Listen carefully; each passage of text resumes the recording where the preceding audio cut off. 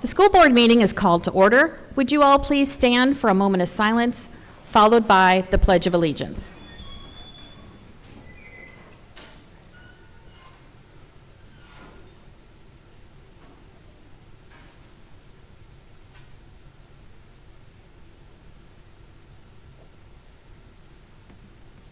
I pledge allegiance to the flag of the United States of America and to the republic for which it stands, one nation, under God, indivisible, with liberty and justice for all.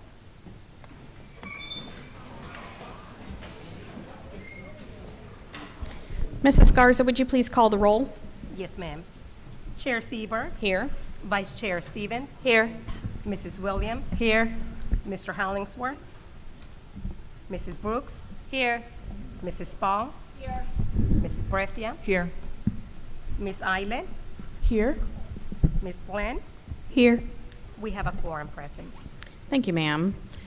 Dr. Newman, do we have any additions or deletions to the agenda this evening? No, ma'am. Thank you. Can Chair, I move that the school board of the city of Manassas approve the public meeting agenda as presented. I have a motion by Vice Chair Stevens, seconded by Mrs. Brooks, that the school board of the city of Manassas approve the public meeting agenda as presented. Is there any discussion? All in favor? Aye. Any opposed? Motion carries 6-0. Okay. Up next on our agenda this evening is superintendent's announcements and spotlights. Mrs. Al Radford, will you please lead us off? I'm happy to do so. Thank you, Chair Seaberg.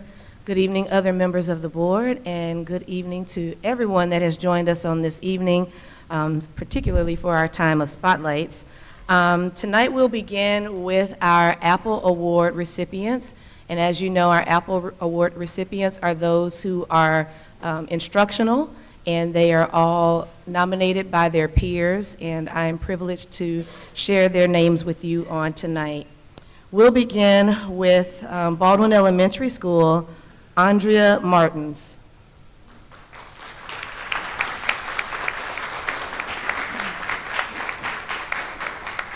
Ms. Martins is a dedicated educator at Baldwin Elementary, consistently goes above and beyond for her students. She creates engaging lessons and activities to support English language proficiency.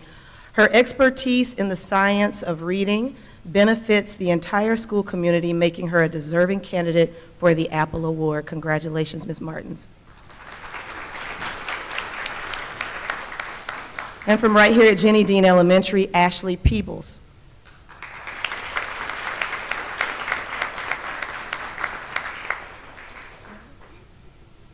Okay, Ms. Peebles couldn't be here with us tonight, so we'll go with Hayden Elementary School, Jennifer Metcalf.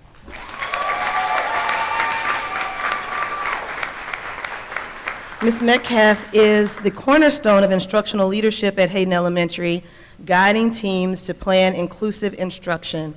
With her visionary leadership, she fosters deep thinking about learning standards and collective efficacy among teachers, making her an invaluable asset to the school community. Congratulations. Thank you. From Round Elementary, we have Claire Hurd.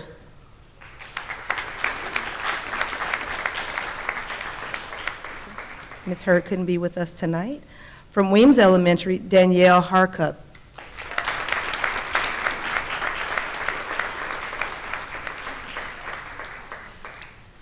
Danielle Harkup consistently exceeds expectations in her role, always ready to lend a helping hand to both her colleagues and students. Not only does she excel as an ESOL teacher, but she also demonstrates exceptional leadership and support within the school community. Ms. Harkup's dedication to her students' progress and her willingness to assist her peers make her an invaluable asset to the team, ensuring a positive and supportive work environment for all. Thank you.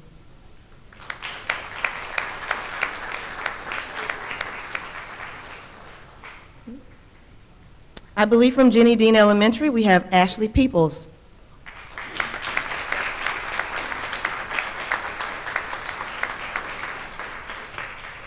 Ashley Peebles is a music teacher at Jenny Dean Elementary.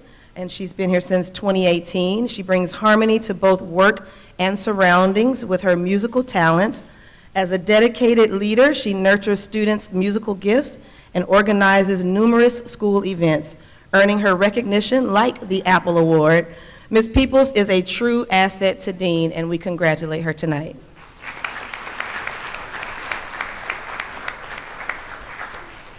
From Baldwin Intermediate, Christine Levine.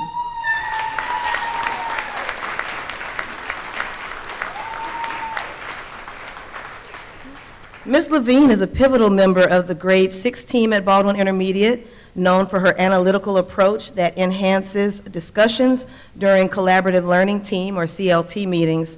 Her strong rapport with both colleagues and students is evident, with students recognizing and meeting her high expectations. Congratulations to Ms. Levine.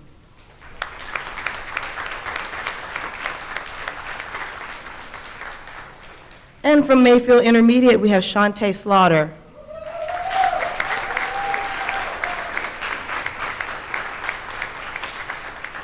Shantae Slaughter, a valuable addition to Mayfield, brings extensive special education experience and a proactive approach to teaching. She adeptly assists students and staff, excelling in tasks like lesson planning and leading activities. Ms. Slaughter's effective communication with families and flexibility in co-teaching drive notable student progress, while her dedication to monitoring student needs and clear documentation is greatly valued at Mayfield. Thank you. Congratulations.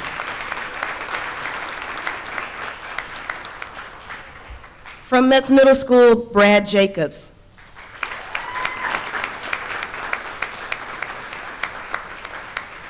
Mr. Jacobs, recognized as one of Met's hardest working teachers, arrives early, works tirelessly, and adapts well to student needs. He volunteers for additional tasks and builds strong relationships with students, creating a sense of belonging. His dedication and collaborative spirit have earned him the prestigious Apple Award at Metz. Congratulations to Mr. Jacobs.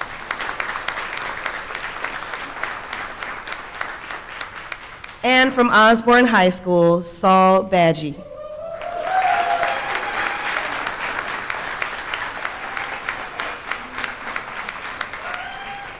Mr. Badgie shows an exceptional attitude towards his role at Osborne High School, always having a positive attitude and a smile on his face.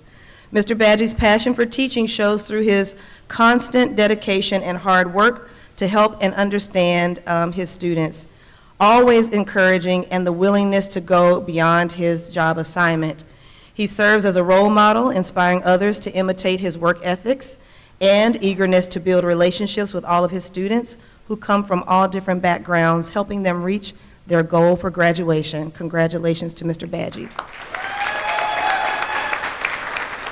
And congratulations to all of our exceptional educators who have received the Apple Award tonight. Congratulations.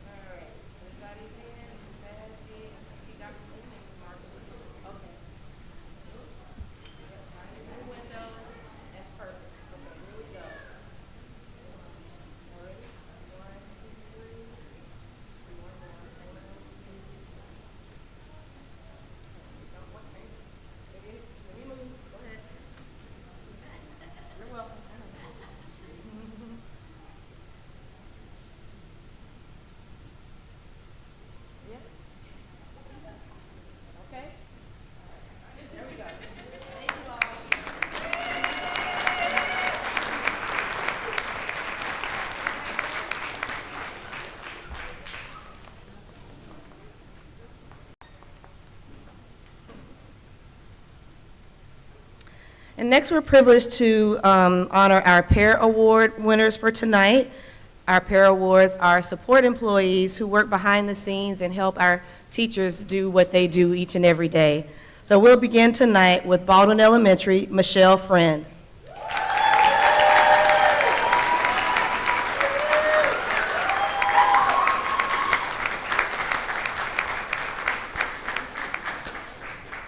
And she may call all of you love bug, but I think I'm her favorite.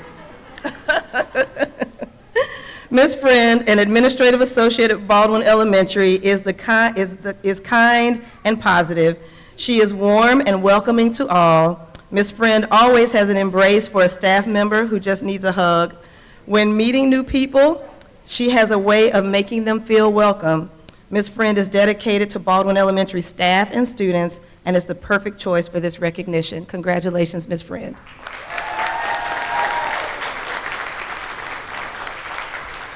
From Dean Elementary, we have Kaylee Reyna.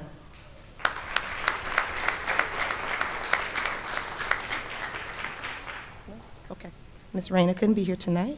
From Hayden Elementary, Rosie Pagan.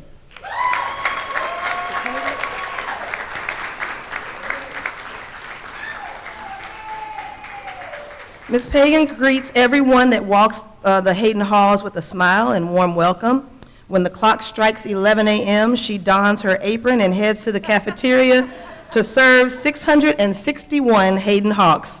Each Friday, the cheers of happy students can be heard as she awards the coveted Golden Spatula as part of the school-wide PBIS program. She truly is indispensable to the Hayden community. Congratulations and thank you.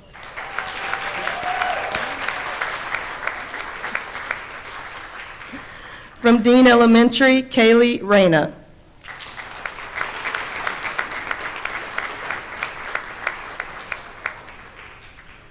Ms. Reyna has been a great asset to Jenny Dean. She stepped into the role of greeter, and she was wonderful at that.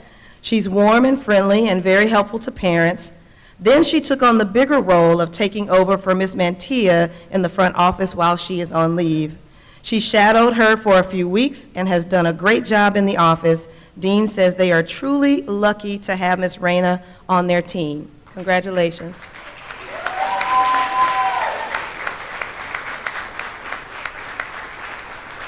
Next from Round Elementary, Crystal Ingram.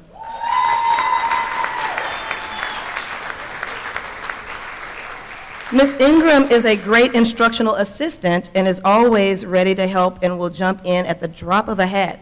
She is very knowledgeable and caring with the students. Her nominator enjoys learning things from her, and because of her good ideas and willingness to help others on her team, she is appreciated. Congratulations.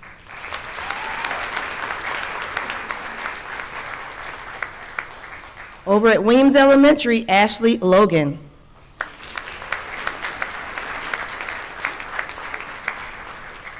Congratulations to Ms. Logan, the bookkeeper at Weems.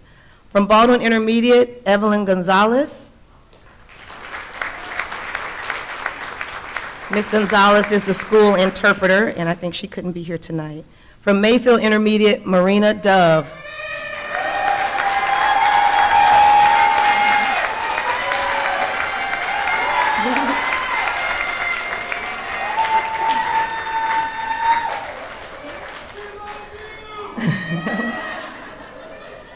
Ms. Dove excels at ensuring the safety of the Mayfield community in various ways. Notably, she supervises lunch shifts with precision, maintaining control over student behavior, and offering incentives for positive conduct. Additionally, she oversees safety protocols, including drills and inspections, and she runs the Safety Patrol program, fostering leadership development and inclusivity among students. She is a true asset to the Mayfield family. Congratulations, Ms. Dove.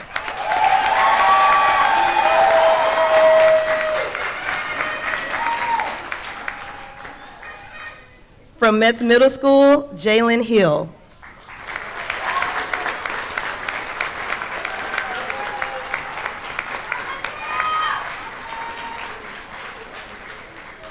Ms. Hill stepped into her role as a permanent substitute teacher and is an essential part of the Met staff, known for her professionalism, friendliness, and flexibility. Reliable and always ready to assist, she maintains a positive demeanor and connects well with students while providing structured support. These qualities make her a valuable team member and deserving recipient of the Pear Award. Congratulations, Ms. Hill.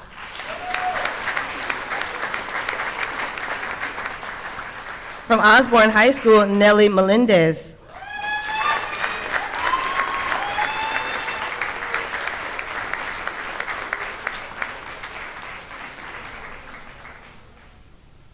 Ms. Melendez, or Ms. Nelly, led the custodial team in the head custodian's absence and supported other schools as a shift supervisor at Osborne. Beyond maintaining the school's condition, her genuine care for staff sets her apart. She fosters strong relationships with administrators and supports teachers and staff consistently. And I will say she also does that for students.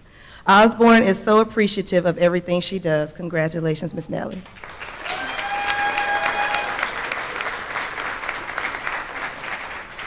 From the central office, we have Maria Rice.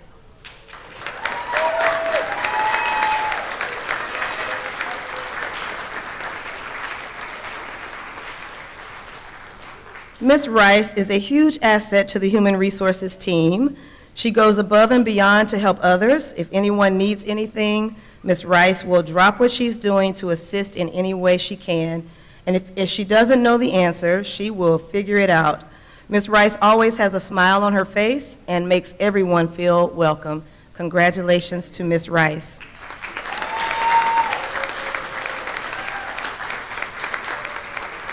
And from Transportation, Casey Vernon.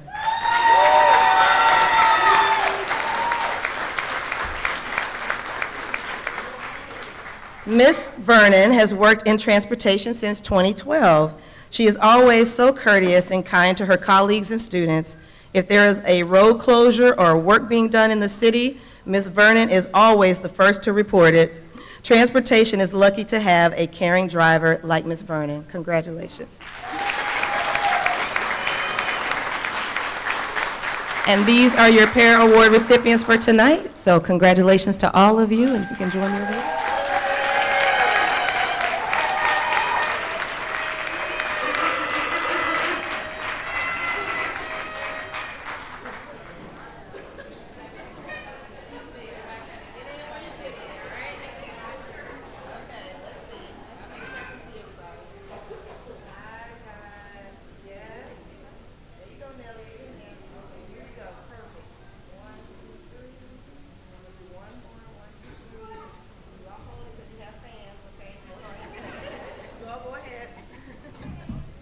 Special moment. Go ahead.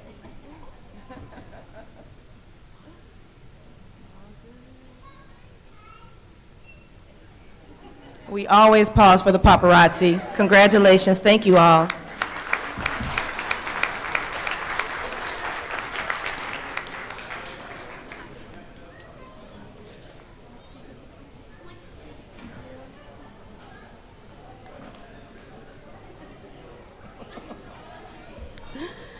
Something about this award, it always makes me want to do like the Superman or something, dun, dun, dun, dun, like it's some type of superhero, because our subs are indeed that. This is for our super substitutes.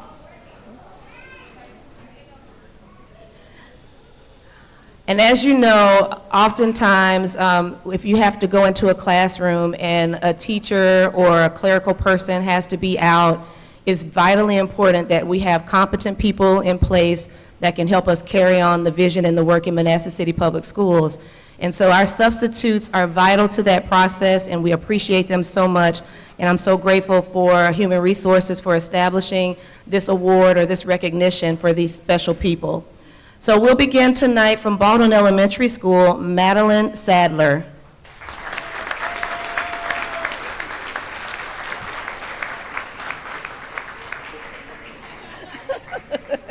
That's for you.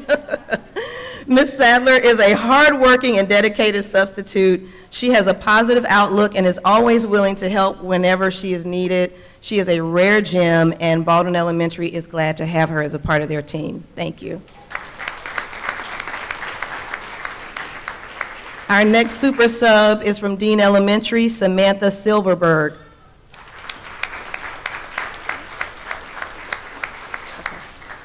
Ms. Silverberg couldn't be here tonight, and she's a permanent substitute here at Jenny Dean. From Hayden Elementary, Cindy Klein.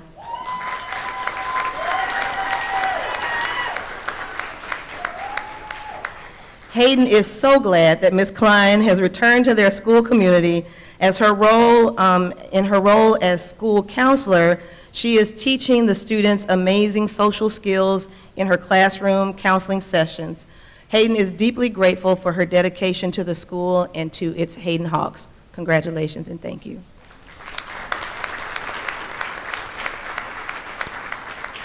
From Round Elementary School, our super sub is Peyton Pack.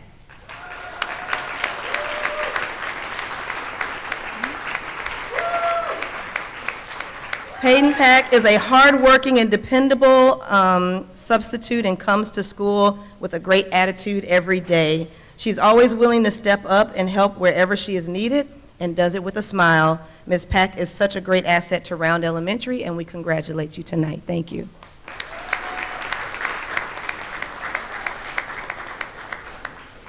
And our final super sub for the evening from Metz Middle School, Maria Teresa Hernandez.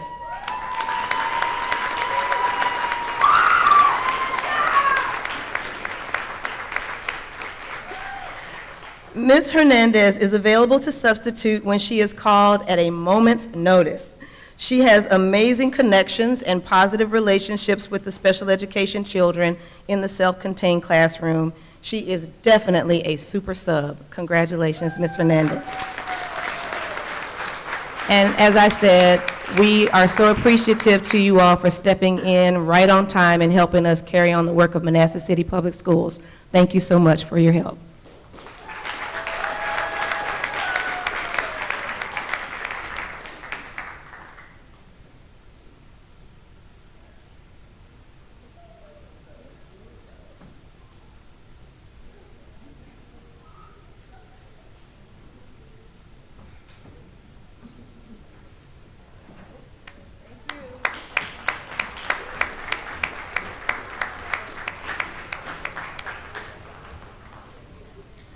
Thank you for your time and attention. This concludes my portion of Spotlights for the evening. At this time, I'd like to introduce Mr. Brian Masiak with a special presentation regarding Autism Acceptance Month.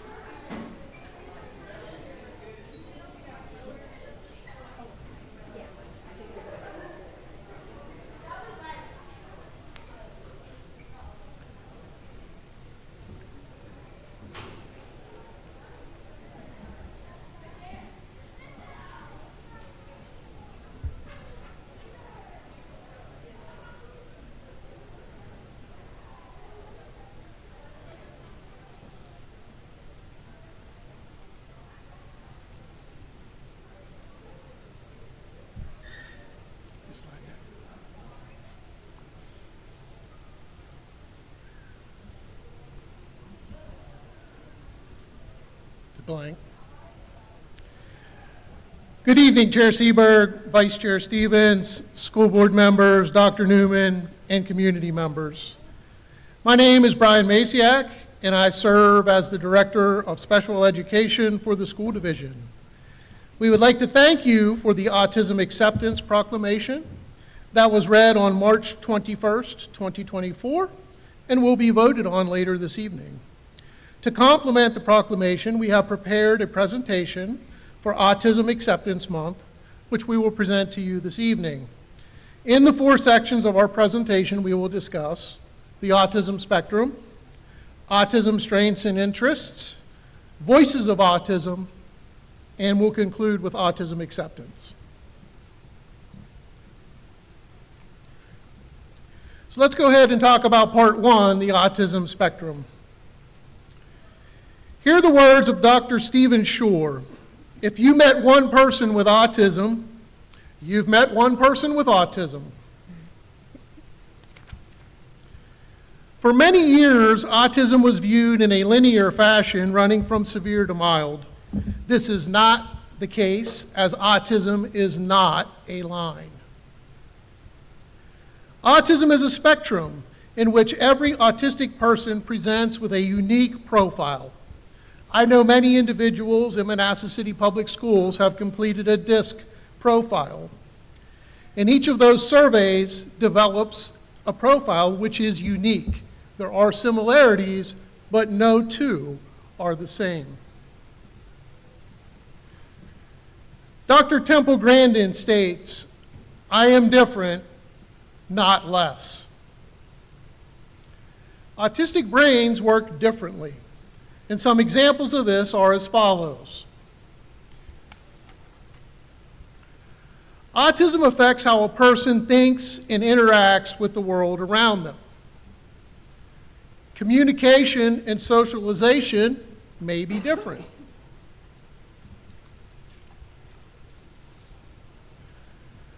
Some autistic people use pictures or written words to communicate, while others are very polished in the art of public speaking.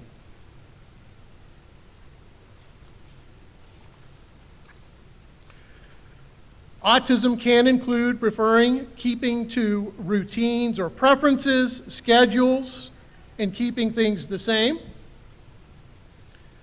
An example may include a strong preference for the same foods every day.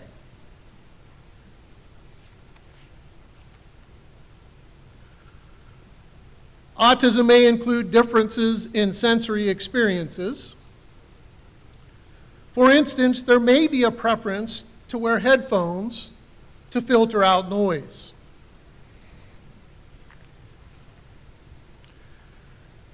Although autism is often identified by looking at interactions with others in the environment, you cannot tell if people have autism merely by looking at them. Autistic people often mask or hide their autistic traits because society has expected them to do so. And this can be exhausting for autistic individuals. Emily Switek states, "My fear is that if I don't mask, push through, and show how capable I am, I won't be offered opportunities in the future or be valued the same." The second part of our program this evening will look at the strengths and interests. Autistic people may have a strong preference for engaging in their areas of interest. Oftentimes, they are able to share many facts and details that relate to their areas of interest. Sometimes this leads to an expertise in their particular area. An example of this is Satoshi Tahiri, whose love of bugs led to the creation of Pokemon. Hear the words of one of our Manassas City Public Schools students and their passion. "After I graduate, I want to have a studio and make movies. I'm interested in stop motion." Having similar interests is a great way to connect with an autistic person. Here, students at Baldwin Elementary School are viewing a display that shows student interests. Students are finding common interests they have with one another. The third part of our presentation are voices from our community around autism. So let's start off with a few of our students. One of our students stated the following: "I am good with technology, but my greatest strength is my imagination. I see things in ways most people don't." In this example, one of our students communicates through drawing the positive relationship he has with his autistic brother. Now some words from a few Manassas City parents. A mom shared the following words on her journey with autism. "As a parent of an autistic child, I've gone through my own personal journey of accepting autism to be part of my life. With that, there has been beauty and there have been challenges, but if you're a parent, you know that it comes with parenthood no matter what. I am elated that the movement for autism acceptance is gaining more traction and is becoming more widely acknowledged in society. The fact that autistic people are having their voices heard gives me hope when I think of my son's future. Let's keep the momentum going and turn acknowledgement into practice. Choose to include and choose to accept autism. We have a short video presentation from another Manassas City parent and his journey as an adult with autism. And I think Ms. Garza, yes. Hello, my name is Maurice Stevens. I am 56 years old. I am married. I've got 4 kids, and I have adult autism. I'm on the autism spectrum, so to speak. So, what really does autism mean to me? Well, it means that I kind of deal with it now as having almost a sixth sense. You've got the 5 senses, you've got taste, touch, feel, and so forth. To me, autism is a little bit more of a enhancer. It enhances all of those senses. It enhances everything from seeing, from feeling, experiencing. There are times when I see and I feel a lot different, that I can recognize myself as being different than other people, in that sort of aspect. Whereas sometimes when I experience things, when I go through my day, when I go through times of stress, where I expect to be different than everybody else all the time, well, I look at it as being something that I can work with. One thing that I can really do, and it helps me in my job, which is being a coach. I'm a swim coach, and I coach a lot of young people. And one thing that, being on the spectrum, being autistic, helps me do is I've been able to recognize in some of the young people that I coach some of the same traits that I had when I was a kid. Growing up, experiencing things differently than other people.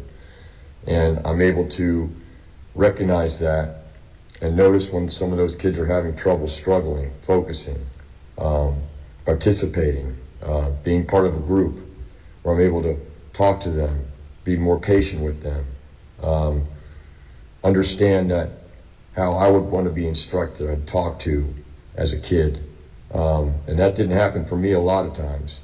But one of the aspects of being able to work with young people and coach young people, when I see that, when I see somebody that I know, has the same type of, traits that I had as a kid, it helps me focus on them, and it helps them kind of gain a little bit more confidence, gain a little bit more self-assurance. And I think that's a big thing. I think being autistic, you have to always, you're always questioning things about yourself. At least I do. That's my experience. I'm sure other people might think differently, right? But, if I'm able to instill a little bit more self-assurance and confidence in a young person that may be on the autism spectrum, that I can recognize as being possibly there, I think that's enlightening to me. It helps me out too. Getting to know somebody, getting to coach somebody like that. And I know a lot of parents, I coach lots of large groups of kids, and I know a lot of parents recognize the fact that, I'm able to deal with that. Hello, my name is Maurice Stevens. I am 56 years old. I am married. I've got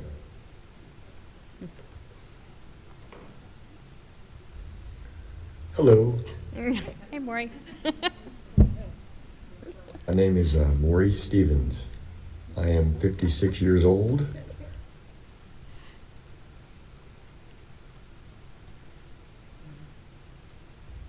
married, I've got 4 kids, and I have adult autism. I'm on the autism spectrum, so to speak. So, what really does autism mean to me? Well, it means that Thank you. Oh, no. Hey, Maury. That's my husband, so I can laugh. We got a little bit off there. We apologize for the little technical difficulty. But we thank Maury very much for his willingness to be videoed for tonight's presentation. So the final part of our presentation will focus on autism acceptance. And what exactly does that look like?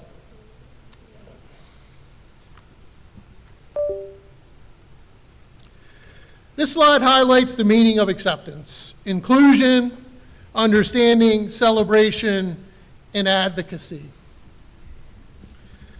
There are lots of ways to be inclusive. We would like to highlight the 5th bullet on this particular slide, which is to normalize stimming, things like rocking or flapping, as these often help an autistic person focus and calm.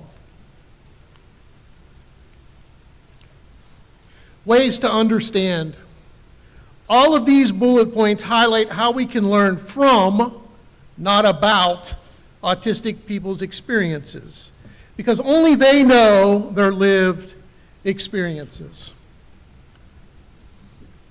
Ways to celebrate. As we think about ways to celebrate autistic people, we should always look for opportunities to reinforce the strengths that they possess.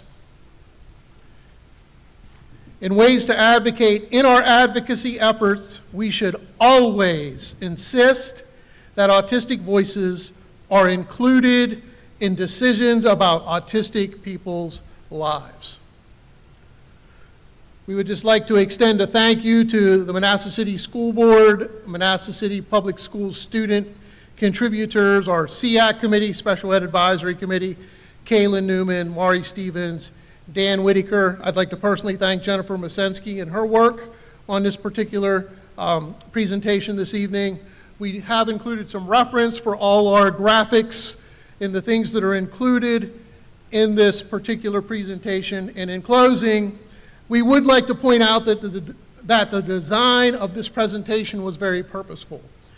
We wanted to make sure it met the needs of all levels of sensory input: the text size, the backgrounds, the language that was used, and the references are intentional. The presentation itself is an accommodation to meet the varying needs of all our students, parents, and stakeholders, and we thank you for the opportunity to present to you this evening.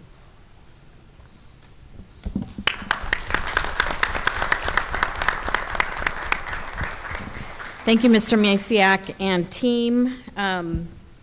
I've learned a few things tonight, and I hope that we can continue to include, accept, celebrate, and advocate, and learn from members in our community. I'd also like to recognize one of our city councilwomen in the audience, Sonia Vasquez-Lunas. Thank you for joining us this evening.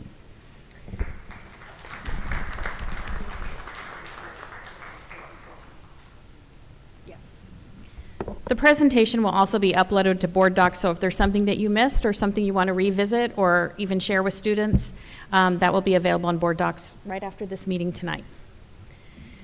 Next thing on our agenda is board committee reports. We have no board committee reports since our last regular meeting, so I will move on to citizens' comments. At this time, we welcome citizens who wish to speak about services, policies, and affairs of the City of Manassas Public Schools. Because we have an agenda we need to complete, we ask that comments be limited to 3 minutes. We appreciate the time you have taken to be here. We treat citizens' comments as a public hearing, and we do not engage in conversation with speakers. The lack of an immediate response to your comments should not be taken as a lack of interest or concern. Please be respectful when presenting your comments. And first up, I have Sophia Whitesell.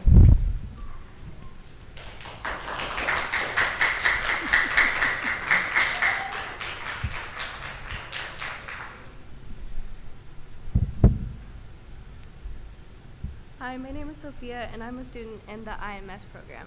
The IMS Sophia, could you move the mic down a little closer just so everybody can hear you? Thank you. IMS is a program where math and science are integrated. It's an accelerated program that you have to have determination to get into. Getting into IMS is an accomplishment that shows you that your hard work has paid off in science and math. IMS is a necessary program to MCPS and should be continued as it always has been. IMS helps kids stand out and be recognized for their hard work. Kids who want to apply to IMS work hard and are serious about their education. IMS sets the students in the program up for success. Keeping IMS wouldn't deprive anyone of any opportunities because the only requirement is having taken advanced math, as algebra is one of the courses. Also, if you're interested in having more advanced options, then there should be more advanced options, such as advanced science, instead of taking away our opportunity. Another point I have is that I have a friend whose brother was in the program, and he got the opportunity to go to governor's school. To elaborate on making more opportunities, you can make a more inclusive program. However, the program that I'm currently in has been around for 10 plus years to experience trial and error. In other words, we have this program down to what works for people. Decoupling this program would make a lot of people upset, and not just the teachers. All the students in IMS that I've talked to about the program agree that it shouldn't be decoupled or eliminated. This program also has a legacy, and decoupling the program would most likely eradicate the legacy.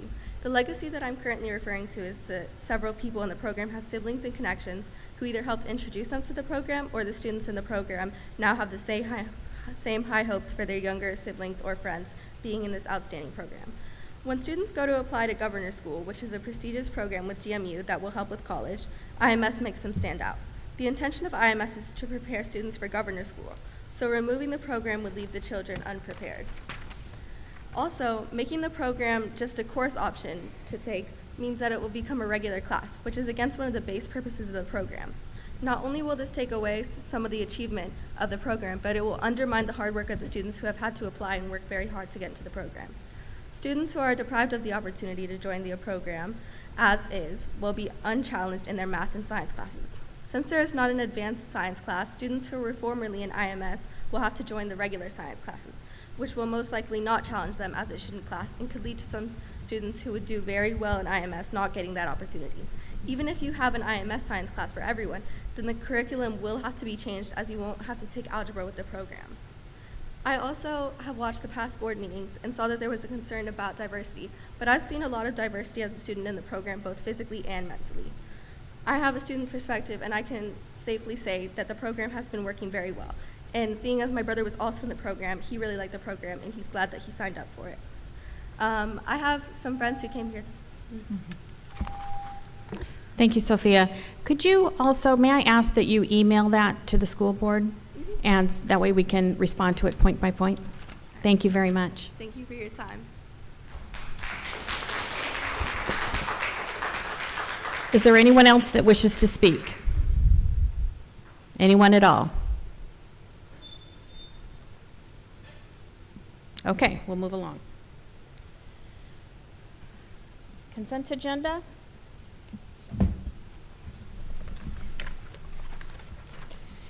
Chair, I move that the school board of the city of Manassas approve the consent agenda as presented. Second.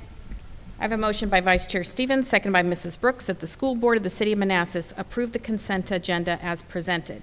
Is there any discussion? All in favor? Aye. Any opposed? Motion carries 6-0.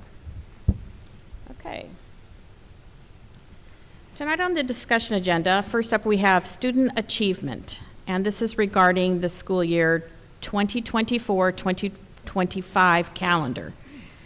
Ms. Katie Keegan, Director of Professional Learning, and Dr. Ed Stevenson, Director of Instruction, will present recommendations for the potential changes to the approved 24-25 calendar.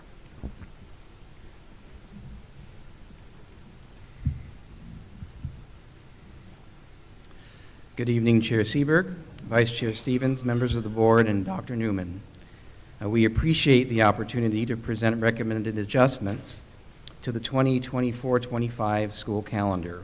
We are making this proposal to put our school division in a better position to meet training demands associated with recent updates to the Virginia Literacy Act and the approval of both new math and language arts standards that will need to be implemented next year. Katie Keegan, our Director of Professional Learning, will be presenting options that will better position MCPS to provide valuable work time to teachers to meet the professional learning requirements that are coming our way. Good evening. As Dr. Stevenson shared, there are many professional learning areas that will be addressed during the 24-25 school year. I'm going to highlight some of those by grade level groups as they played a big role in the calendar recommendations that we are bringing forward this evening. The need to take a closer look at the 24-25 calendar came as a recommendation from the Training Subcommittee of the Virginia Literacy Act Guiding Coalition to find more time for teachers to engage in the required trainings. You will see the items at the top of the screen are bolded, and that is because they are directly connected to the Virginia Literacy Act, with the exception of the new math standards. All K through 6 teachers will be implementing a new literacy program, Benchmark Advanced, and intervention program as part of the Virginia Literacy Act. K through 3 teachers will be utilizing new individualized reading plans for identified students, which is a process that they will need to be trained on.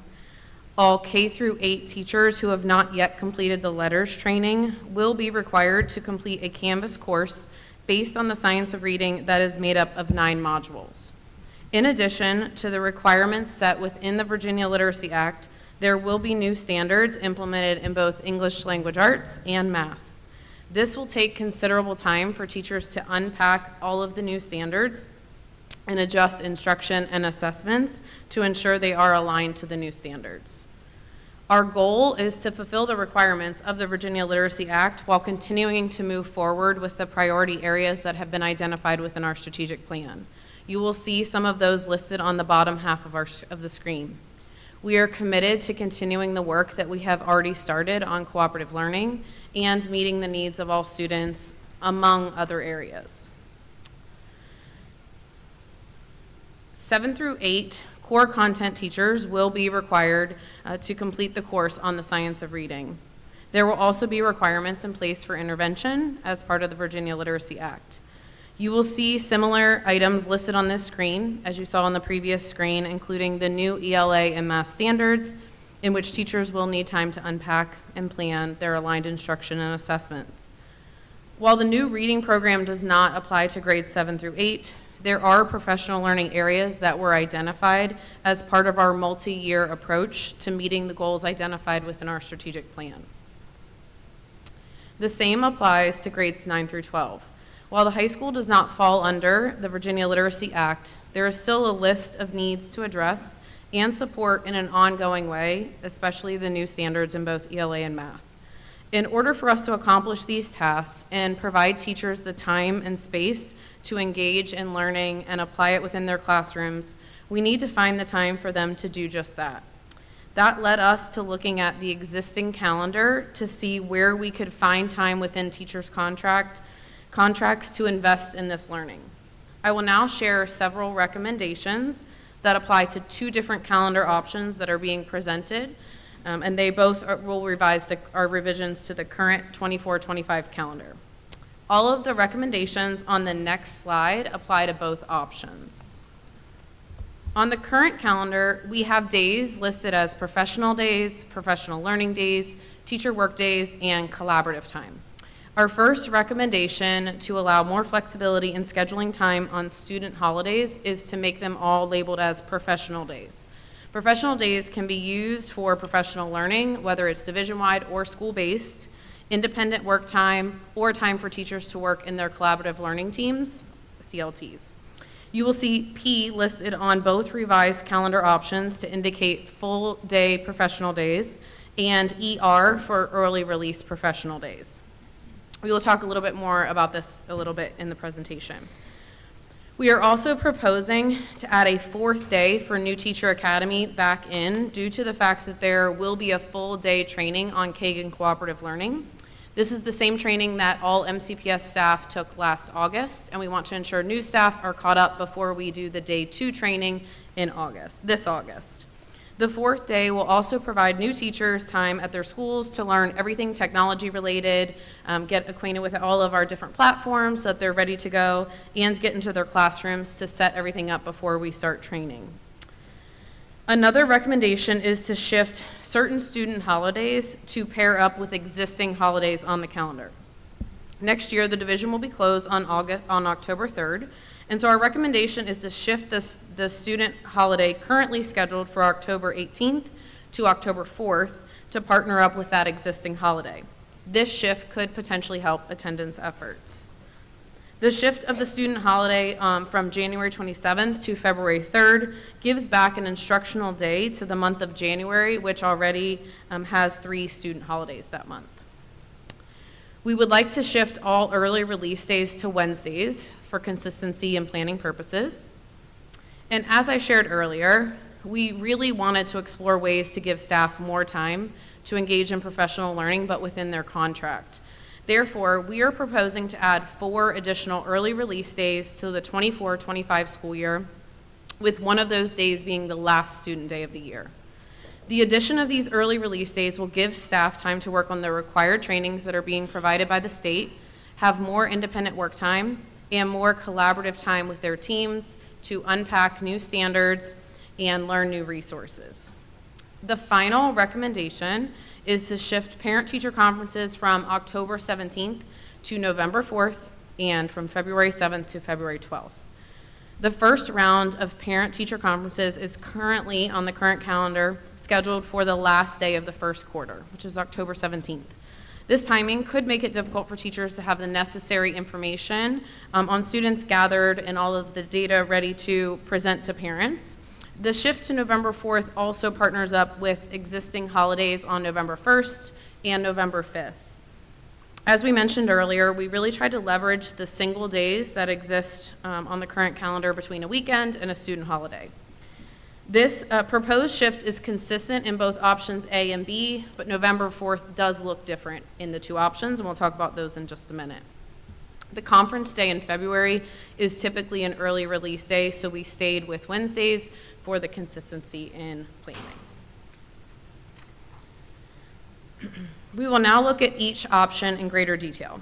Option A contains all the recommendations that I have shared, and it keeps the first semester parent-teacher conferences, now proposed to happen on November 4th, as an early release day for students. Keeping this day as an early release day for students keeps our student day number at 180 without adjusting the last day for students on the calendar. We did want to explore the option of making parent-teacher conferences as a full day to allow more flexibility in scheduling conferences with all families.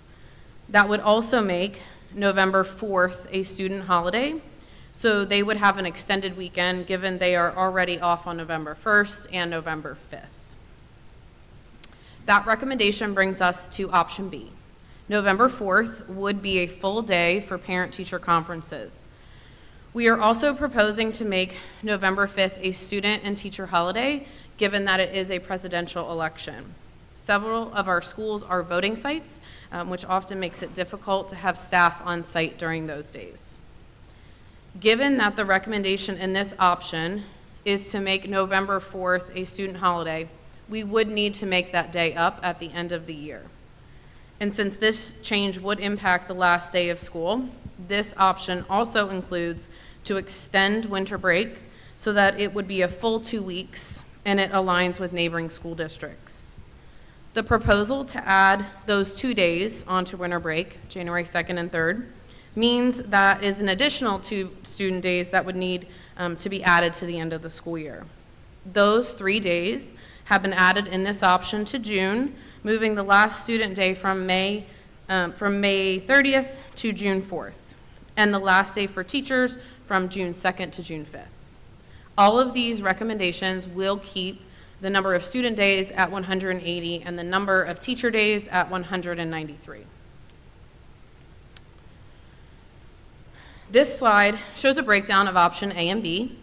Both options provide more professional time for teachers to address the many professional learning needs that we identified at the beginning of this presentation. You can also see on the slide the current allotment of time on our current 24-25 calendar for teachers and their work time.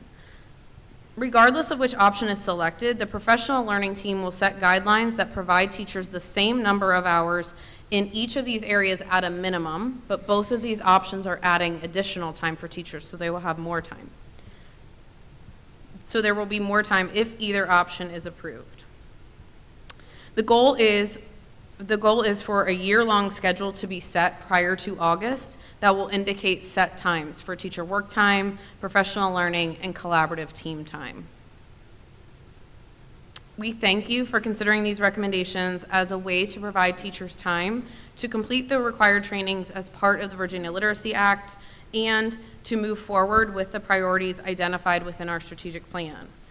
We want to maximize the time that we have to support teachers and be intentional about how we are asking them to engage in this learning and apply it in a meaningful way. We are happy to answer any questions you may have. Any comments or questions from the board? Looking over here. Nope. Vice Chair Stevens. Thank you, Ms. Keegan. Yes.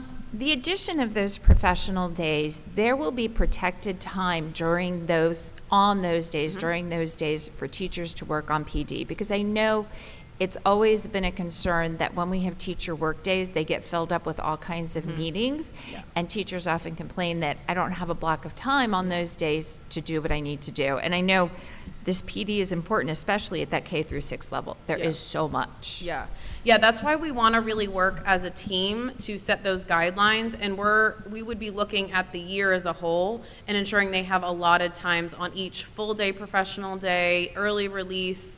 We would build all of that time in, and they will know that at the beginning of the year when their dedicated work time is, where there won't be meetings scheduled or there may be CLTs scheduled at this time. So the goal is to be as, to plan that out for the whole year so they have all of that up front.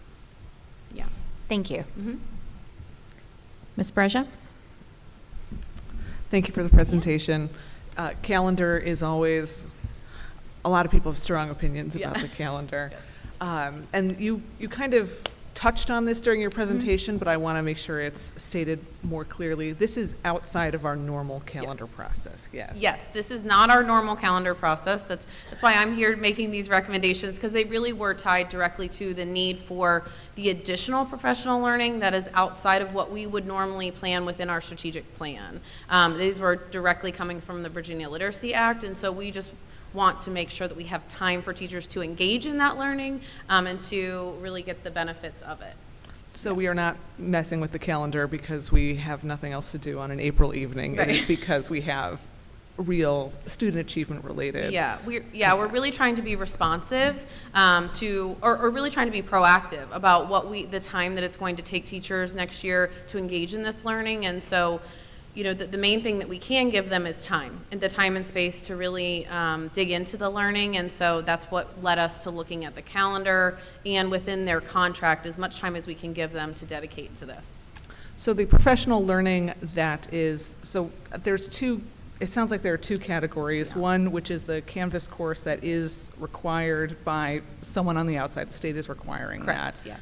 And then we have our own goals and aspirations for how well our teachers can unpack the standards and instruct our students. So these are, and both of these things are what we are trying to accomplish, yes. Correct, yeah, we're trying to really meet the needs of all of these, but in a very intentional way that we can pace them out throughout the year, so we're not just trying to put everything on them at one time. So we're trying to think, intentionally about how we can map these out over the course of the year, and so these additional early release days will really give us the ability to do that. Gotcha. Yeah. And like anything else, we are not making this decision tonight, correct? This is something that will come up on our action agenda in 2 weeks? Yes. So this is, if you are watching and you'd like to weigh in, please do. This is available on board docs for your both review. options. That's all for me. Anyone else? Yeah, I did want to ask a Ms. question. Vice Chair Stevens. So, and people may not know this, but the English language arts standards and the math standards, those are the standards of learning that come down from the VDOE. And so the VDOE updates them every X number of years, and they updated them specifically because of the Literacy Act, correct? And normally, normally, the VDOE gives like a crosswalk year, Yeah. where you can work in the old standards as you start unpacking and getting to know the new standards. But this time, that is not the case. That is not the case. Have the standards been shared at all yet? They were just, you want to speak to this? So the state actually approved the new language arts standards over our spring break, and the math standards have been approved, and they are both to be implemented next year.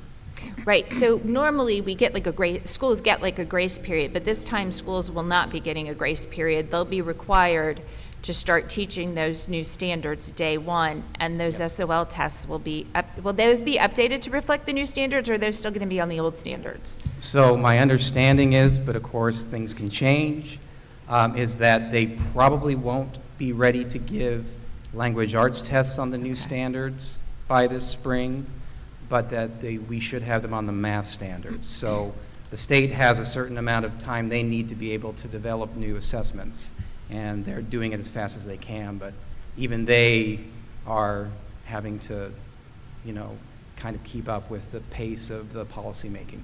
Okay, so realistically, that's not just an us either. That's a VDOE issue, and we've got to give our teachers time to unpack a whole new set of standards, kind of while they're teaching them. Yes. So, Yes. thank you. Yeah. Mrs. Williams. Thank you, Ms. Chair. You answered a lot of my questions throughout your presentation, so thank you.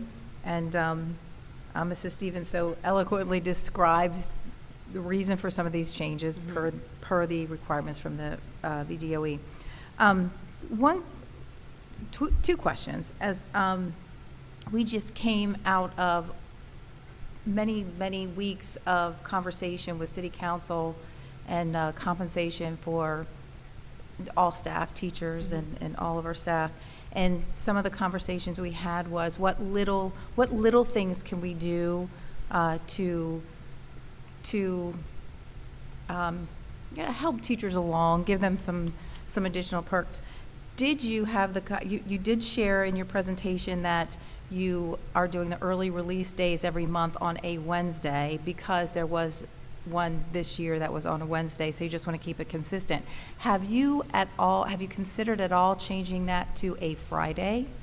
So we actually this year we had them on all different days, but we find that we're able to make the most of the time when they are in the middle of the week. And so when talking with the professional learning team, because this year we did them on Tuesdays, I believe we had a Friday, we had them on a Wednesday, we had them on different days. Ultimately, we felt as though the middle of the week would be the best for planning purposes, both within our teams, because it's just a great checkpoint in the middle of the week in regards to planning instruction. So that's why we went with the Wednesday. Okay, thank you for that explanation. And then you had mentioned consistency, so I want to ask, October seems to be a crazy month. The end of the quarter is October 17th, and the professional day is Friday 4th, with also an early release day on October 23rd, where the rest of the year, they have the professional day the day after the quarter ends. Yes. How will that impact in October? Great question. Thank you so much for asking that. So we did make that decision to shift from the 18th to the 4th, given that students were already going to be off on the 3rd. Okay. And we felt like that would just kind of make that a seamless 4 days for the students. So that early release on the 23rd would be unencumbered, like dedicated work time for teachers as it is the end of the quarter. And so that would not be touched by any professional learning, by any meeting. It would just be time for the teachers to work through grades and finalizing everything for the end of the quarter. So that is the 1 month where it doesn't directly connect to the last day of the quarter, but that would still be within the window that they would have to have grades finalized and get report cards finalized. So that we had already discussed that if these were to be approved, that early release day would be dedicated work time for teachers. Okay, thank you. Mrs. Spall. I'm not saying this would happen this year, but there have been times in the past when parents and teachers and students have said that they weren't aware that this process was going on. So I'd just like to give a shout out to everyone to say that now is the time. Spread the word. Let people know that we have two choices and that we are seeking feedback. So if people have thoughts about one of these two plans, we are very interested in hearing it. Thank you. And I just want to say that the way the presentation was done, very detailed and obviously intentional with meaning, making it meaningful changes, and we appreciate that very much. So we look forward to hearing from anybody that wants to make a comment about this, and thank you very much for your presentation. Thank you.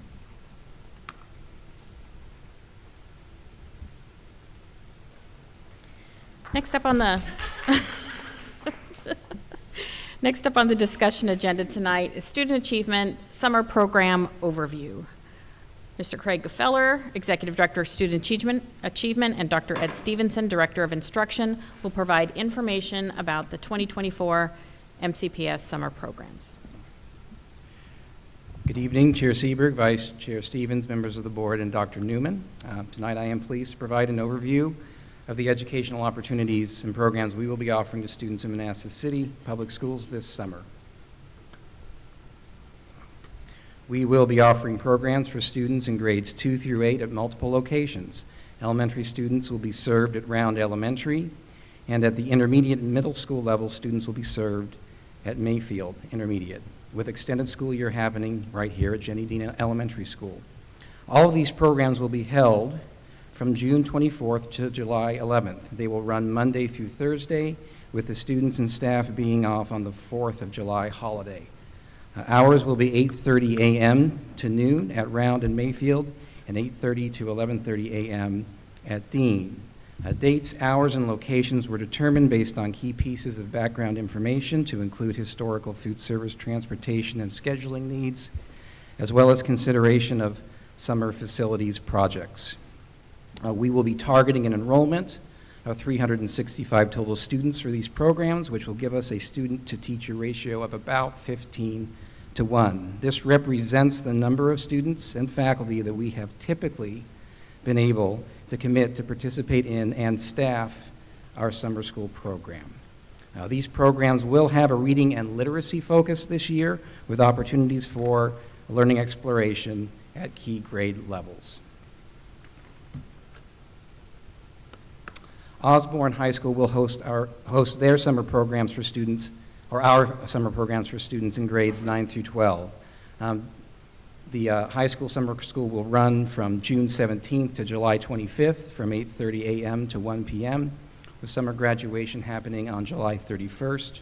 The program will feature 20 faculty members and will be focused on providing credit recovery, assessment remediation, testing support, and acceleration.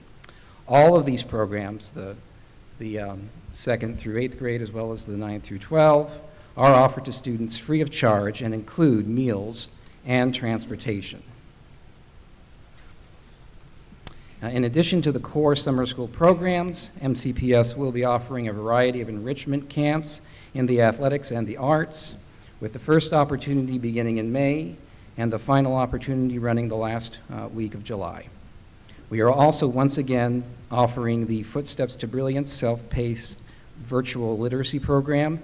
This program features a pre-K through 3rd grade curriculum with comprehensive English and Spanish language arts units of study, daily lessons with high interest themes, and synchronous and asynchronous learning opportunities provided to families through a highly accessible digital mobile platform. It features comprehensive data dashboards on student progress that can be used to inform the work of teachers and parents. We will also be providing summer reading recommendations through our school libraries to include multiple opportunities like the Barnes & Noble and Prince William Library programs that encourage reading all summer long and provide options that our librarians and teachers can encourage and incentivize. So we are currently at the height of our planning season for summer programs. We have worked with our schools to ensure invitations will be sent out to our highest need students this week. Schools will follow up with the parents of priority students who decline or do not respond to that initial contact to ensure they are fully aware of the benefits of this program before extending additional invitations to families as needed. In May, we will be finalizing transportation and staffing and program logistics to include teaching assignments and meals. And student information system set up ahead of sending pre-program communications to parents of participating families. We have also planned 2 days the week before the first day of summer programs for teacher training and setup. In closing, I would like to stress our commitment to offering a variety of summer programs that target the diverse needs of our students. This work puts us in a position to better meet the academic, social, and emotional needs of students and prepare them for future success. Thank you, and I would be happy to answer any questions that you have. Thank you, Dr. Stevenson. Any questions or comments from the board? I have one question. Mm-hmm. Do you know what time summer graduation will be? Or is that to be determined? That's to be determined. Thanks. Anyone else? Vice Chair? The summer enrichment camps, the enrichment opportunities, are those, do those start at second grade on up, or are they for specific grades? The different ones are for different grade levels. The youngest group that they're offered to is the sports camp, which serves students as young as rising third graders. Okay. And then, in the past, the curriculum for the summer programs for the 2nd through 8th grade has been very hands-on, and it's really been quite innovative. Are we looking at that same kind of program again this summer? So we're shifting a bit to more of a literacy and reading and writing focus. We feel that's very in line with what the state is expecting of our programs going into the fall. That being said, we do have a significant amount of time dedicated each day as well to learning exploration and more of the types of hands-on learning you're mentioning. And then once you've got that more set up, you'll present that to us? We can certainly share that information on how that will be set up, yes. Yeah, that would be appreciated. Thank you. Any other comments or questions? Ms. Brescia? I also had the question about that Vice Chair Stevens just asked, and so I'm going to ask a piggyback question. So it's to kind of rephrase what your answer was to make sure I'm understanding it. So it's going to be more of a blend of a traditional academic experience along with what we had done with the past with project-based exploration type.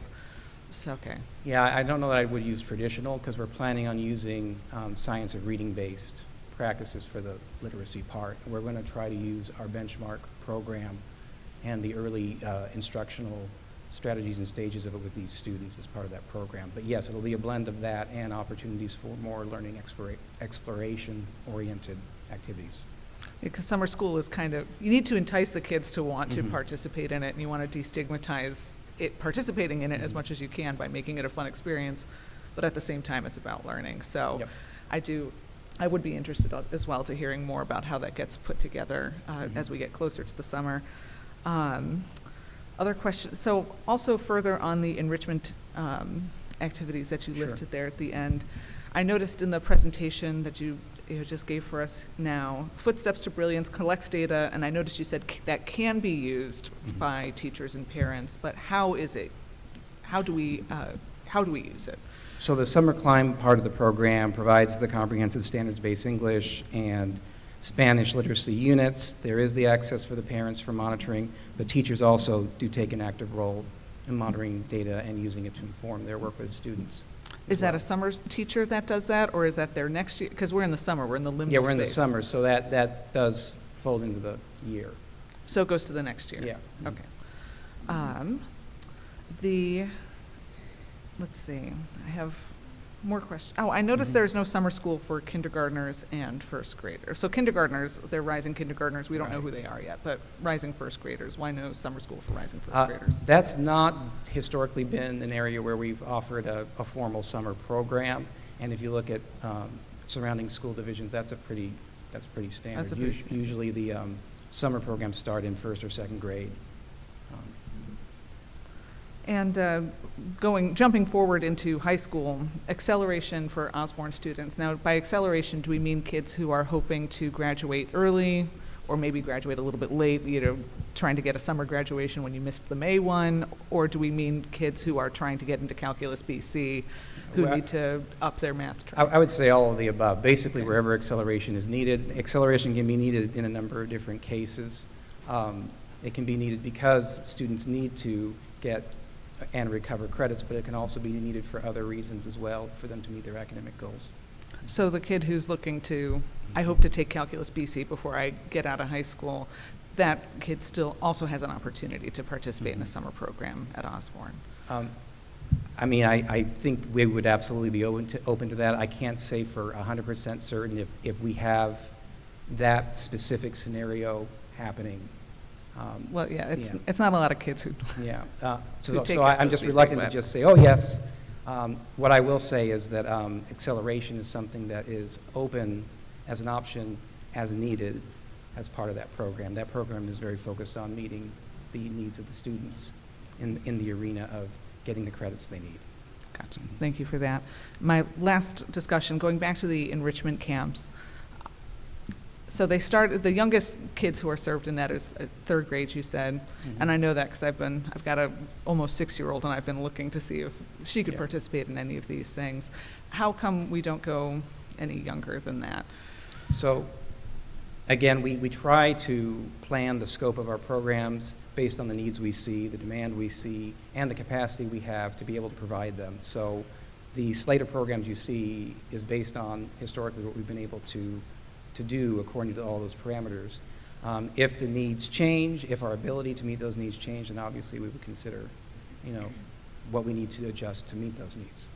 So things like, basketball camp and cheer camp, how are these camps organized? Are these the, okay. I'll keep going. Yeah. Are they organized because, there's some administrative direction, like we would like to offer a cheer camp, please organize a cheer camp, or is this a spontaneous, I'm organizing a cheer camp because I want to develop my future cheerleaders? So we do these camps year in, year out. Again, we base it on needs, base it on demand, we base it on, again, the available staff that we can bring together. So what you see us offering really represents each year as we evaluate what kids need, as we evaluate what we're able to get kids in to do, and yes, as we evaluate the way they support programs during the year, what works best. I just want to, Dr. Stevens done a fantastic job.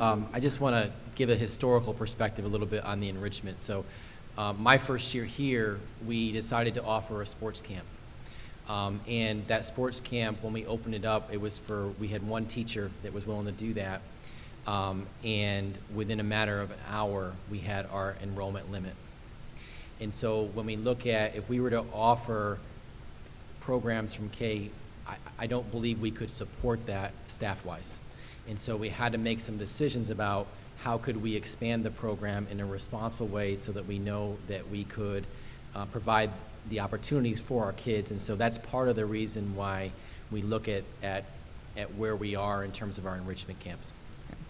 I mean, I'm very pleased to see such a long list, and especially since we're not a large division, we are not the wealthiest, data centeriest division in the area. So it is a very impressive and long list. And so I don't mean to down or to sound like I'm being critical or anything like that, but I do remember when we were getting our PALS data presented to us in the fall, the big deltas that we were seeing. How much learning loss we had as kids in K through 2 moved from grade to grade. And although this is a City of Manassas problem, this is not necessarily just what we have to do here, but to come up with as many good, productive, safe summer opportunities as possible, something that it sounds like you're interested in, I'm interested in, I'm looking forward to seeing more how this goes. We are our goal is to get as many kids as we can involved in summer programs and keeping them engaged in school in something related to it. And that's kind of where some of the ideas around the enrichment camps came to life 2 years ago when I came.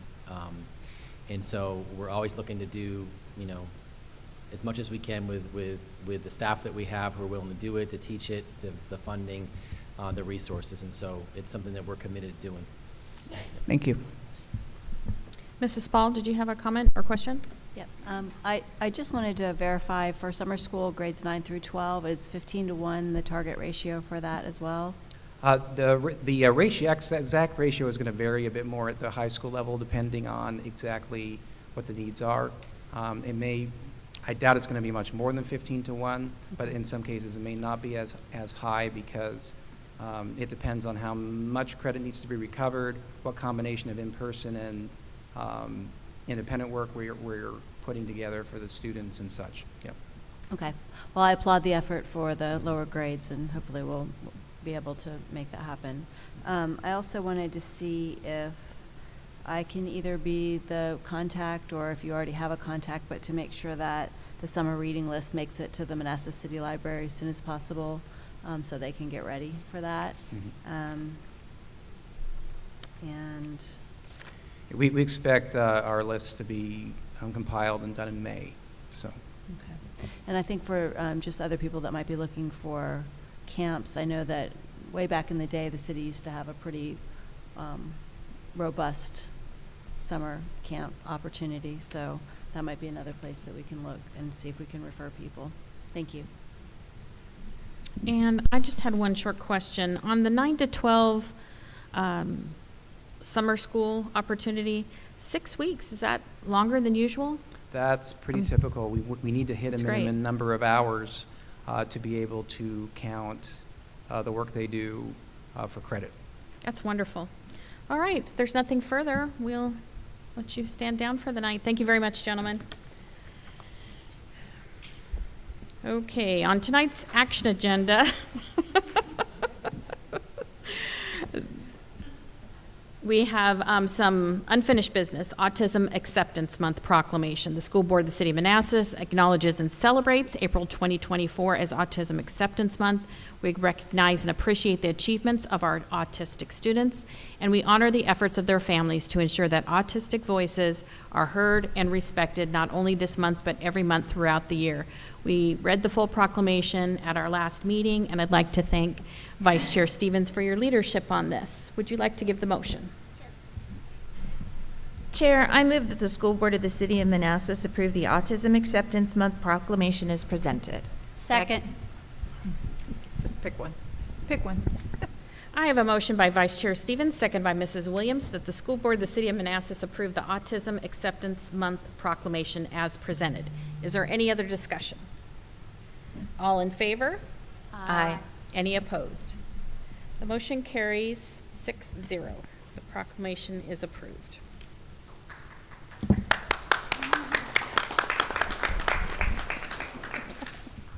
Now we'll move on to board members' comments, and our first we'll call on our student representative, starting with Ms. Island. Hello. As we conclude our first meeting back from spring break, I just wanted to say congrats to our Apples and Pear awardees, as well as our super subs. With that being said, I'd like to wish everyone a great fourth marking period. We're almost home free, it's almost summer, so please try your best. And with that being said, I would also like to say to our seniors, it's our final year, so please make sure that you leave Osborne on a positive note. We only have about 31 days left, so make it count and make it enjoyable for yourselves and others. And also enjoy prom. Thank you. Thank you. Ms. Bland. Good evening. Congratulations to all the award winners tonight. I would also like to extend a thank you to Mr. Masiak for your presentation on autism acceptance. It was very informative. Tomorrow we have a holiday, so for everybody celebrating, I am wishing you a joyous Eid. I also have some information about prom. Prom will be at the Hilton Center from 8 p.m. to 11 p.m. this Friday night. We will also be having our after prom event from 11:30 p.m. to 2 a.m. at the Freedom Aquatic and Fitness Center. After prom is a drug and alcohol-free event to give students an opportunity to participate in fun activities after the dance. If you are a parent and you would like to volunteer, there is a sign-up posted on the Osborne newsletter. And the waivers for after prom are posted in Schoology. Thank you. Thank you. Mrs. Williams. Thank you, Mrs. Chair. I, too, would like to congratulate all of our Apple and Pear winners and our super subs. What an exciting night. We had a lot of energy tonight, all the way to applauding our wonderful staff members over there. And I want to thank Mr. Gutfeller and Dr. Stevenson and Ms. Keegan for all the hard work that you do to present to us. Each and every one of you present in a very clear way, and I really appreciate that. It really does kind of tone down, makes us understand, and we don't have so many questions. I I'd also like to just share an opportunity I had on, I guess it was last Friday, I attended the Career Day at Mayfield. And to spend the day with those young students is just so much fun.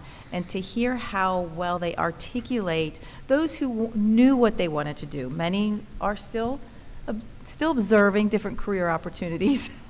However, the ones that really know what they want to do, how clearly they could verbalize what they want to do. They told me what they're doing now, what their plan is on how they were going to get there, and it was really exciting and engaging for me to hear such confidence in our young people. So that was a lot of fun. If you ever have the opportunity to do something like that, please do. And at this point, that's all I have tonight, so thank you, Mrs. Chair. Thank you. Mrs. Brooks. Thank you, Chair. All right, my voice is a little off today because allergies, but I do want to say congratulations and thank you for all the hard work that the Pear and Apple Award winners have done, and the super subs. You know, I've subbed before. I know that it can be a much different experience than being the classroom teacher. So thank you for stepping in when we have needs. Thank you guys for your presentations. As usual, you do present so many informative points that I have a hard time coming up with anything to ask you because you've answered my questions. And I also wanted to share an experience I had last week where I got to talk to the Baldwin second graders, all of them, at the same time, and they were just such engaged students. I just give accolades to our kids. You know, our kids are great kids, and they just sat there and they listened to me talk about beekeeping and the experiences I have, and then they asked questions, and they were mostly good questions. One kid did want to know what a bee's favorite color was. But, you know, kudos to everyone out there who are serving our children and taking care of them and engaging them and doing everything for the students and, you know, for all of our students. Appreciate it. Thank you. Thank you, Mrs. Brooks. Mrs. Spall. Yeah, I have to mirror everyone's comments about Apple and Pear Awards and Super Subs. Your commitment inspires us all, and thank you for your exceptional work. I'd like to thank, we just presented our budget to City Council, so I'd like to thank our central office staff for the commendable work that they've put into the current budget process. We've made great strides since 2019 in employee compensation. And I would just like to say that a wise person once said, "Don't tell me what you value, show me your budget, and I'll tell you what you value." So I think we've made quite a statement this year with our people over projects philosophy. Everybody be safe at prom.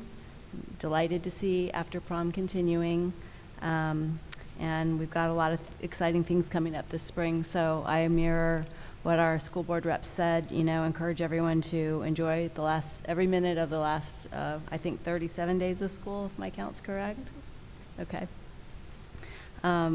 Everyone's speaking about our calendar options as time permits, and enjoy the day off tomorrow. Thanks, guys. Mrs. Brescia. Thank you, and thank you to the Apple, Pear, and Super Subs. Thank you all so much for your dedication. It was wonderful energy earlier today. That was great to see. Thanks to Vice Chair Stevens and to Mr. Stevens for your leadership on autism acceptance. I was taking notes, actually. This was such an informative presentation, and I particularly liked the choose to include, choose to accept quote from the MCPS parent. So I learned, every April I learned something new from Vice Chair Stevens on this topic, and thank you for that, and Mr. Masiak, of course, who did the presenting himself. On the topic of summer, Art Factory and Boys and Girls Clubs are great resources. So if you are looking for summer options for your kids and you're not eligible for summer school, please look into those. And finally, I do want to share one other thing on a personal note, and I do have a visual aid for this, Ms. Garza, if that.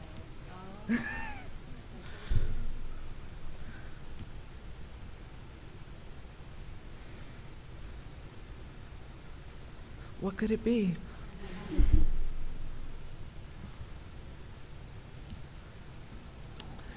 So, there we go. If anyone's noticing anything different about me lately, that I can reach my computer screen and I'm not panting into the microphone, it is because on March 25th, I welcomed my son Evan to this world. He was born here in Manassas at 9 pounds, 8 ounces. And I would like to thank everybody who was supportive of me and us during for the past 15 days while he's been here with us, and during the pregnancy, especially the care team that we had at UVA Prince William Medical Center. It was really a great experience. And thank you to everybody in the community who has sent us well wishes, good vibes, prayers, casseroles, dinners, ham. We got ham in one case, and all of just the general good feeling that we've gotten here. So thank you, everybody. That's Evan, and you will see him here through MCPS until, as I've mentioned in the past, the year 2042 is his graduation year. So if anybody would like to visit to the baby, visiting hours are between 1 a.m. and 4 a.m. when he is most alert.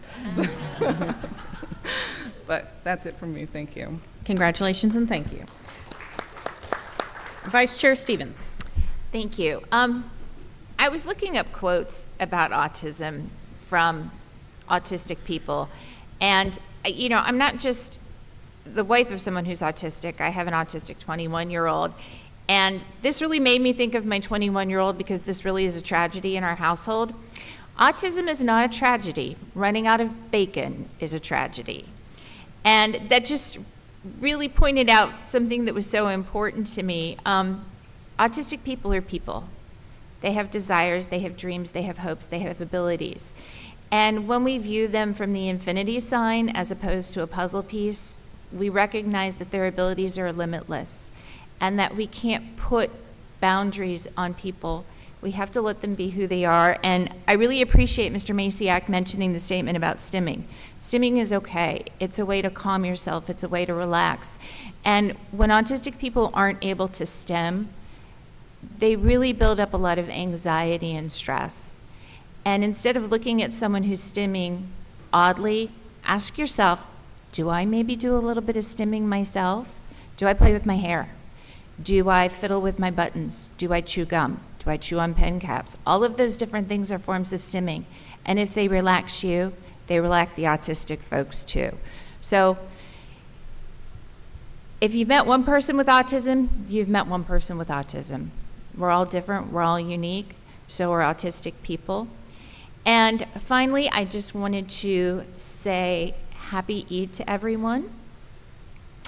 May this Eid fill you with lots of joy, love, success, and prosperity in your life, and enjoy the end of the school year. Thank you, Vice Chair. And I'd like to also share my congratulations to all that were honored here tonight. I also want to say a thank you to anyone that is brave enough to come up to citizens' comments. We're really here to listen to you, whatever you have to say. And I'm not talking about tonight, but any night, anybody can come and say whatever they want. 3 minutes. It might not be true information, but it does give us information as a board that sometimes we need to revisit things and make better communication, because some things are misunderstood sometimes. I also wanted to say that Osborne High School Spring Musical is coming up next week. You're a good man, Charlie Brown. It's open to everyone. Everyone is welcome. Thursday, Friday, Saturday, 7 p.m. with a matinee also at 2 p.m. So that's the 18th, 19th, and 20th. It is free. Donations are requested, and it's great for all audiences, so bring your family. And then the last thing I wanted to say, best for last, right? Saturday night, I attended the Osborne Alumni Association's first inaugural Osborne Athletic Hall of Fame. And it was a banquet, and there were 8 people inducted into the Hall of Fame. It was fantastic. For those of you that were there, you know. This was done in partnership with Osborne Athletic Boosters and also with the help of Osborne administration and the community at large. Thank you, everyone, for your support of this event. It was a very special thing. There were many stories shared, and I myself found it very inspiring. So thanks to the Alumni Association for leading those efforts. And with that, I'll ask for a motion to adjourn. Chair, I move that the school board meeting adjourn. Second. I have a motion by Vice Chair Stevens, second by Mrs. Brooks, that the school board meeting adjourn. Is there any discussion? All in favor? Aye. Any opposed? The motion carries 6-0. We are adjourned. Thank you all for coming tonight.